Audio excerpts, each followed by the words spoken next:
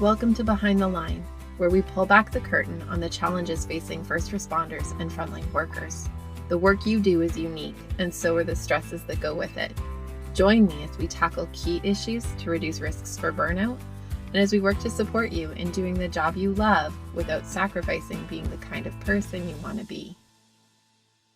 Hey there, and welcome back to Behind the Line. I'm your host, Lindsay Faas. If you're new to Behind the Line, what you should know about me is that I'm a clinical counselor specializing in trauma therapy.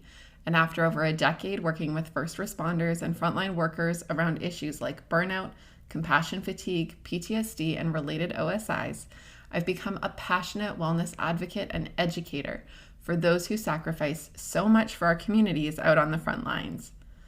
Behind the Line is a place for us to talk about the real life behind the scenes challenges facing you on the front lines. I created this podcast with the hope of bringing easy access to skills for wellness, allowing you to find greater sustainability both on the job and off. Today, I am joined again by two generous guests, TC Randall and Jennifer Pound. TC Randall was an ER nurse of 14 years and is the author of the book, The View from the Wrong Side of the Day, all about his experiences as a nurse and facing an occupational stress injury, resulting in years off the job to work at recovering. My other guest, Jennifer Pound, is a recently retired RCMP Staff Sgt who was the face of the Integrated Homicide Investigation Team in Vancouver for a number of years. And she's the creator of the blog fuelforfirstresponders.com. Both TC and Jen have been on Behind the Line before and were a part of some of our most listened to episodes. They each have an inside perspective of life on the front lines, and they both have insight and wisdom to share around what it looks like to connect with therapy while working to recover from occupational stress injuries. They have both had a mixture of experiences, and as a result, they have both become advocates for systemic change and supporting frontline staff in accessing support more effectively and efficiently. The three of us sat down and enjoyed a conversation about their experiences of when therapy hasn't been a fit, like that pair of jeans you try on that just does not hug in the right places, as well as their experiences of finding their Goldilocks moment where it was just right. I've broken the conversation into two parts. If you missed last week's episode, jump back and check it out. This week, you'll get to hear the rest of our conversation on when therapy is working and how to help yourself find that fit.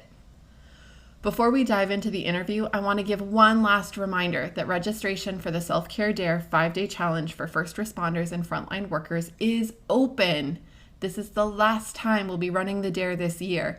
And if you've been unsure how to invest in your wellness, I hope you'll take the leap and join us. It's a ton of fun, and I will circle back at the end of the episode with a few more details. Or you can check out the show notes to learn more and register. All right, we're going to jump back into this conversation. I hope you enjoy.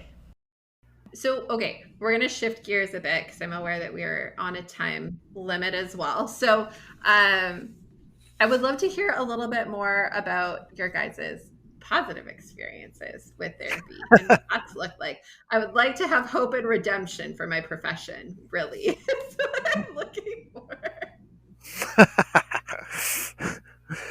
I think, like for me, so it was a long process. It took me, and it actually took switching out of WorkSafe and onto long-term disability.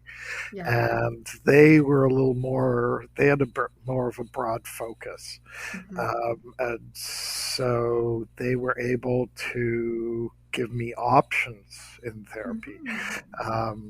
Like I said, with WorkSafe, it's kind of a one-size-fits-all and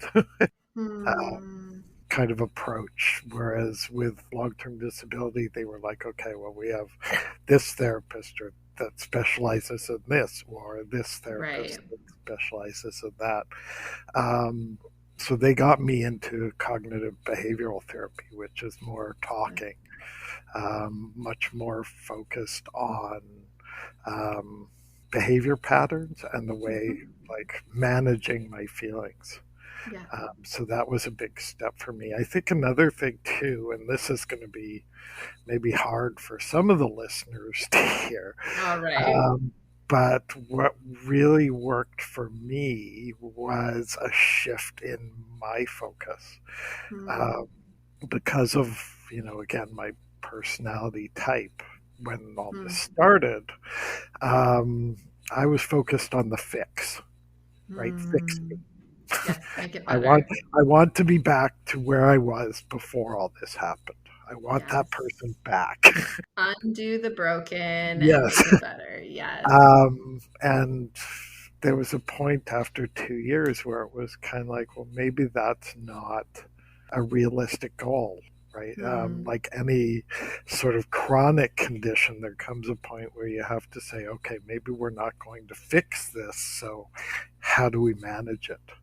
And Yeah. that really changed my focus in therapy because we started talking about, okay, what do I do when I start to feel anxious in a situation? How do I mitigate that so I'm Yeah. not like riding a tidal wave? It's, what strategies can I employ when I'm feeling depressed or, Yeah. right? So we started talking about behaviors and how to alter them to deal with a situation that isn't going away, or to Yeah. deal with symptoms that are, to some extent, probably at this point, always going to be there. I think Totally. that's a really important thing to sort of, um, and it takes a lot of self honesty because, as I said, when we first started this, I didn't want to hear it. Yeah. I was not open to this feedback. Yeah, Yeah. I mean, I think that's fair. I think when we're on the front end of it, we want to believe that there is a going back, a way to be in my life before this existed. And it is yeah, hard when we hit a point that we kind of go, right, this isn't, I am a changed human. And while aspects of this might get more managed at different times, it will be a piece of me that carries along with. And as a nurse, I think probably you have some amount of exposure to that, like people who get some of those like long-term chronic yeah, illness kinds of diagnoses that are resistant to accepting that this is a thing I'm going to have to live with. And yet, as they accept it, they can adapt into living with it far more effectively than if they're constantly resisting this yeah. idea that this is a part of my life now. Yeah, most definitely. There's a you have to learn to modify. Yeah, totally. Now, Jen, how about for you? Like, what does it look like to shift from having some not so great experiences within therapy to something that was more positive? It was shocking. It was actually Mhm. quite surprising that I was actually feeling better after some of the visits. It was very promising, Yeah, you know, to the point that we were talking about just before about the doctors or the psychologists making those calls on their own. To her credit, the woman that I was seeing um, after the first psychologist that I saw, she yeah. sort of said, you know, I don't really have the ability to give you what you need, Hmm. and referred me on to somebody else. So that's Okay. that's when I was referred on to the operational stress injury clinic. Okay. Yeah. So, you know, to her credit, she kind of owned that, and I was super thankful that she did that. Um, Yeah. and so another positive for me was just realizing that group therapy was helpful. Yeah. You know, if you would have asked me 3 years ago if I would have sat down in front of a group and had a conversation about my injury, there was absolutely not Hmm. a chance that I was going to do that. Um, Right.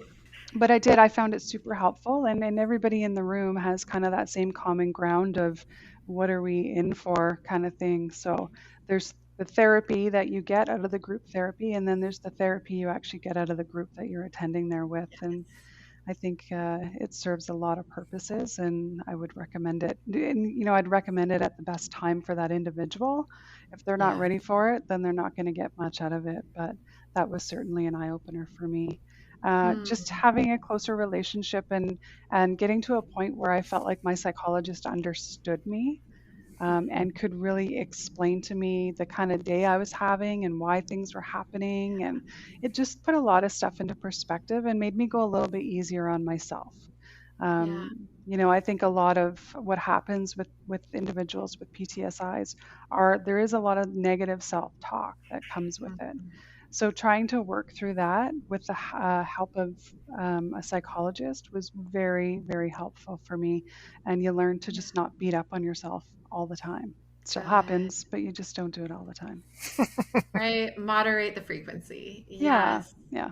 Totally. Yeah. I love that kind of perspective. And I mean, I think there are a few gems in there. Like, I think that the recognition of being open to things that you may not think are going to be a great fit, but being willing to try, which is hard when you're dealing particularly with a PTSI. I think also when you're highly anxious or depressed or, other mental health concerns that can come as a result of the work. It's not always post-traumatic stress, but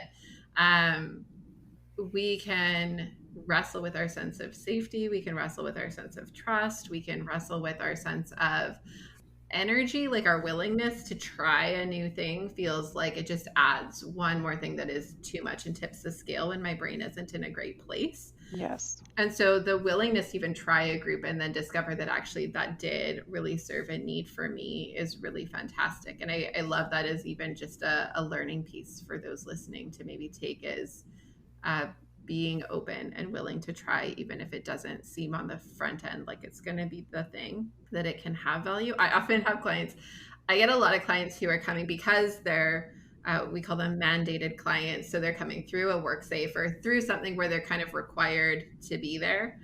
And it's always funny to me because I get a lot of these clients who are very like gruff and resistant.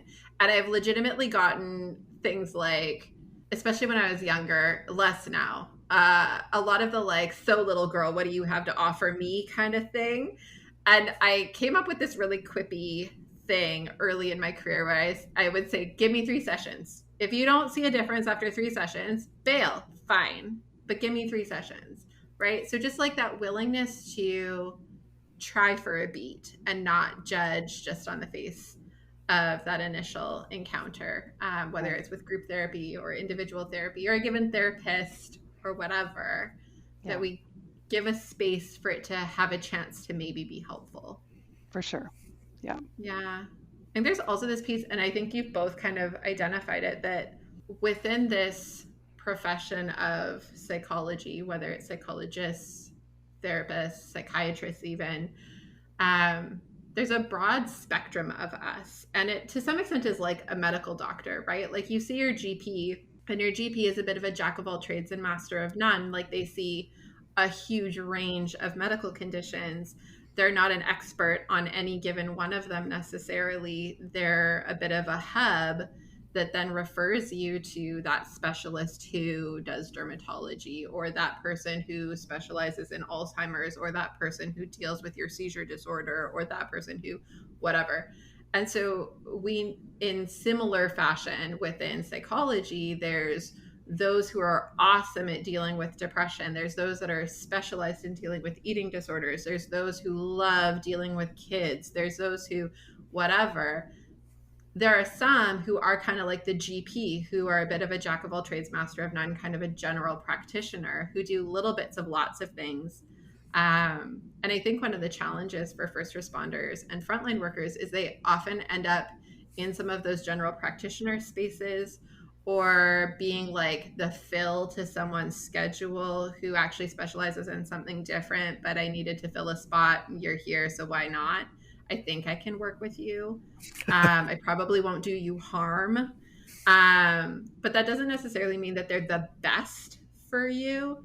And so one of the things that we talked about in the last episode prior to this one is your right to interview a therapist. Like your right to ask questions and learn about them and know what they're great at before you feel like you have to walk in the door.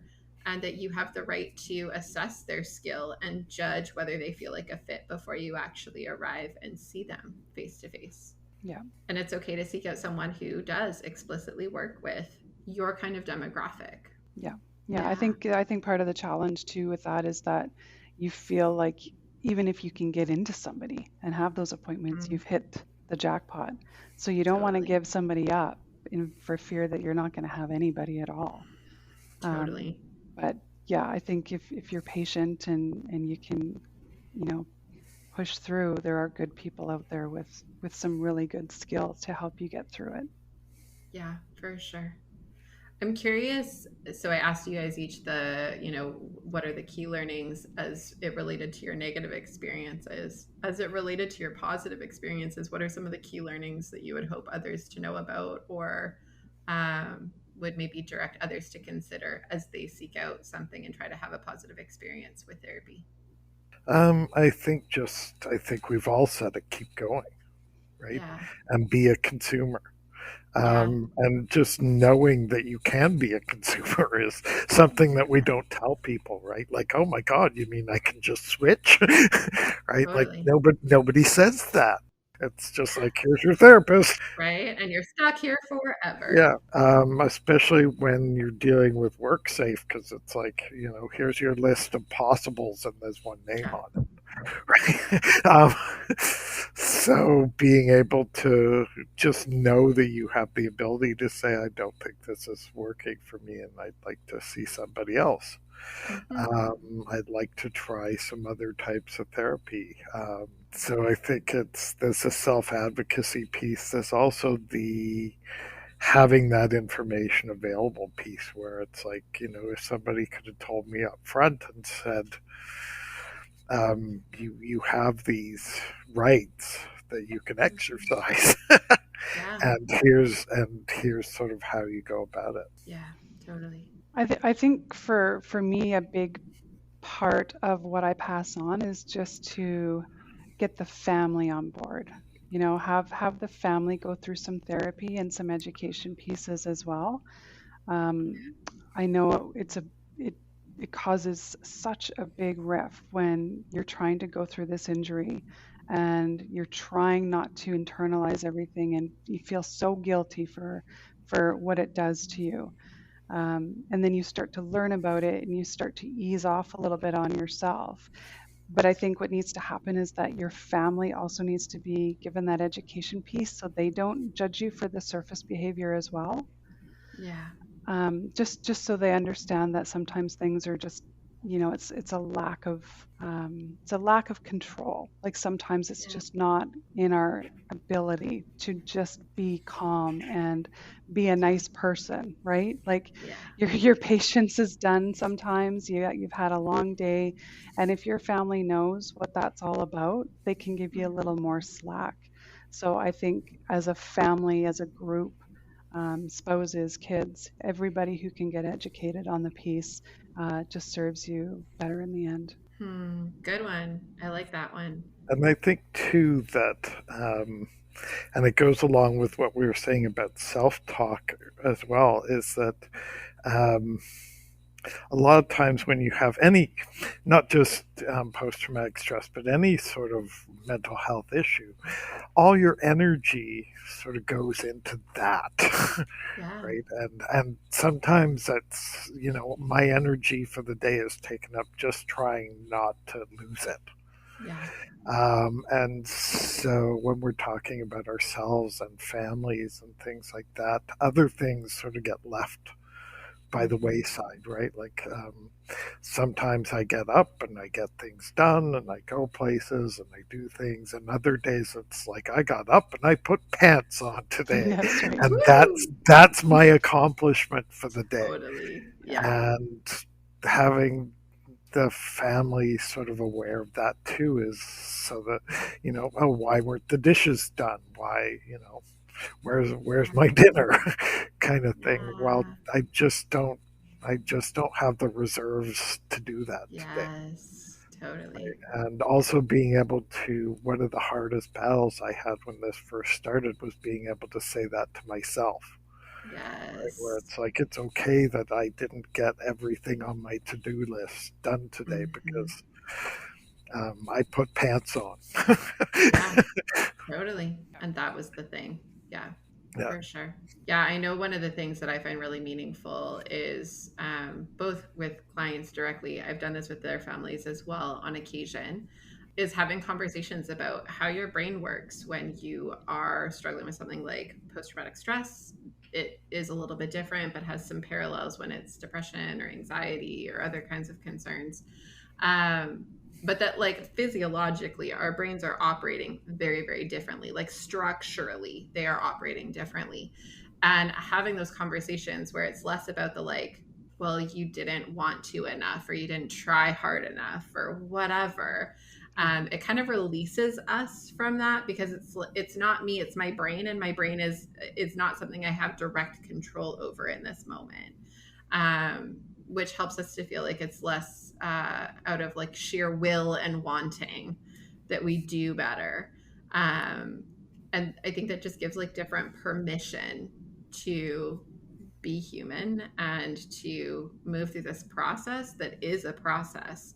It gives our family some of the same, the ability to kind of go like, right, it's not mom, it's not dad, it's mom's brain, and it's not firing the way it needs to fire today. And so I can try to buffer to that a little bit differently than just feeling upset about it.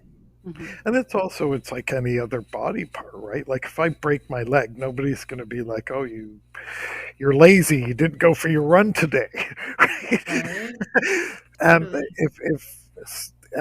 if you've got an injury to your brain, then there's going to be effects from that, physical effects. Totally. Well, and it's a little bit like it's funny because I love the broken leg comparison, but I actually like comparing it better to breaking a toe. Yeah. Or a rib, because toes and ribs are like just a total bitch to heal, because you utilize them all the time, and there's not really a great way of like setting and ensuring stability to those parts. They're always being used, and so they never heal totally right or perfectly. And to some extent, that's what we're facing when we're dealing with something like this with our brain, is that it's not something we just get to like put up and rest for a day or a week or a month or a whatever, and then it will be all better and healed. It is something we're constantly having to use while it is injured, and then frustrated at the fact that it's not healing the way we want it to heal. Yeah, for sure. I really value both of your input today. It was a really great conversation, I think, and I hope that this is of benefit to those that are listening. I'm curious if there's like any last thoughts, parting words before we wrap up. I think just to say, and we said this throughout, is that we need just having the conversation, right? And because the biggest barriers to these professions and to people with post-traumatic stress is the way that we set it up. And we need to talk about it, and we need to start setting it up differently, both as professions and from a systems point of view. Right? Totally. There needs to be talk amongst ourselves about what this looks like, and that it's okay to be injured. Yeah. And then from a structural point of view, there needs to be a much more clear definition of what we're going through and how to go about getting better, because that doesn't exist. Right? Totally. It's just like, oh, something's wrong with you here, try and work your way through the system on your own, and everything will be fine. Totally. Yeah. And how about for you, Jen? Any parting thoughts? If you can, just reach out to somebody who has gone through it. I think if you're speaking with people who are going through it, or who have gone through it and are managing it, I think you can learn a lot, and it comes from a really real perspective. And it will save some time into learning some of the things that you're going to learn. And I think on the topic of learning, I didn't realize how important sleep was in the recovery system. For a lot of us, sleep is non-existent, and you don't really realize how big of a demon that is when it comes to a PTSI. So I think understanding the sleep and how important it is, and doing everything you can to get a good chunk of sleep at a time, is going to really help you in the end. I love that you brought that one up. It's actually funny because I think I want to say in December we're going to do a series focused on kind of those basics, right? Like sleep, nutrition, kind of like a basic need meeting that we all know we should do better at, and that they do have an impact for our wellness. But we're going to talk about why they have such a significant impact for our wellness. And our hope is to have a couple of experts come and chat about things like how to navigate sleep when you're doing shift work and things like that. So I love that you brought that piece up, because you're right. It's like basic, and yet we eliminate, like we just don't do it well. And especially if you've done shift work for a long time, it's often to the point that it's physiologically, it feels outside of your control to even fix it, because it's been so dysregulated for so long that it feels very outside of our own control. There's so many subtopics, that you could actually do a show on, and it's endless. Like it really is endless. And I think if you, on the final point for me, it would be watch when you withdraw, right? Like there's a difference between taking time for yourself and self-care and withdrawing and isolating. And totally. I think if you're starting to isolate and withdrawing, and you just always need time to be alone and check out, you really, really need to talk to somebody, because that's where the beginning of it all can surface. And just catch it early, and you stand a great chance of not having to manage it as deeply as some might have to manage it. Totally. That's fantastic. Thank you so much, both of you. You're fantastic. And I love that you're both so willing to jump on today. I really appreciate your time. Thanks for the invite. Always great. One last great big thank you to TC Randall and Jennifer Pound for joining me and sharing their insight and wisdom. I will link to TC's book in the show notes, as well as to Jen's fantastic blog. Please go check both of those out. Don't forget to register for the Self-Care Dare 5-day challenge for first responders and frontline workers. Registration is currently open until November 1st at 11:59 p.m. The dare kicks off first thing on November 2nd. Registration is only $10 and includes 5 days of video lessons around 5 key domains for self-care, bonus resources and worksheets to develop a bomb-proof and sustainable self-care plan, access to our private Facebook group to connect, problem solve, and hone our skills, and fun prizes along the way to keep you pushing forward. If you're needing to up your self-care game, join us and take the dare. As always, please reach out and connect if you have any questions or feedback. I love hearing from you and shaping this podcast to echo your needs and interests. If you have feedback you would like me to share with either of my guests today, connect with me and know that I'll pass it along. You can find me on Facebook and Instagram at Lindsay A. Faas, or you can email me at support@thrive-life.ca. Please keep sharing this resource with those you know, and until next time, stay safe.